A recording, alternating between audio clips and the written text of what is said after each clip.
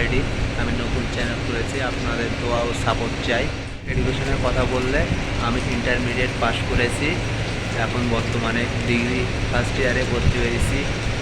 সেজন্য বেকার বসেছিলাম বাসায় না থেকে আমি এখন গার্মেন্টসে কাজ করি। গার্মেন্টসে অনেক কষ্ট হয়, তবুও কাজ করা লাগবে। সম্পর্কে ভ্লগস বানাতে চাই, তো এই ভিডিওতে আপনারা সাপোর্ট করবেন, তাহলে আমি আপনাদের গার্মেন্টস সম্পর্কে ভালোভাবে বিষয়গুলো বুঝিয়ে দিতে পারবো। তো আপনাদের দোয়া ও সাপোর্ট চাই, আপনারা অবশ্যই আমাকে সাপোর্ট করবেন ফ্রেন্ডস। তো আজকের ভিডিও এ পর্যন্তই।